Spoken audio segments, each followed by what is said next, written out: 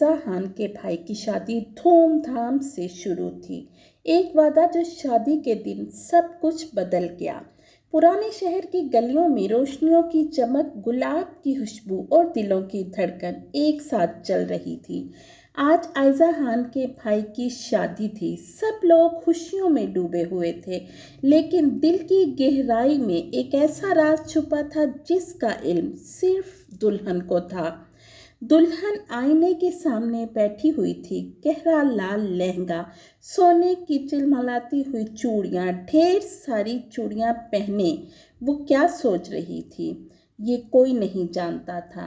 मगर इसकी आंखों में एक अनजाना खौफ। अचानक इसकी बहुत ही करीबी दोस्त आयशा आकर कहती है, ये वक्त है खुशियों का, लेकिन तुम्हारी आंखों में ये उदासी क्यों? हरीम एक हल्की सी मुस्कुराहट के साथ जवाब देती है, एक वादा है जो मैंने खुद से किया था। अगर दूल्हा वो बात नहीं कहेगा तो मैं शादी के स्टेज पर से उतर जाऊंगी, सब कुछ बदल जाएगा। दूसरी तरफ दूल्हा अपनी माँ के साथ कमरे में बैठा था। इसके हाथों में एक पुराना कागज़ जो इसके वालिद ने मरने से पहले इसे दिया था। इस पर सिर्फ एक जुमला लिखा था, मोहब्बत का असल इम्तहान शादी के दिन होता।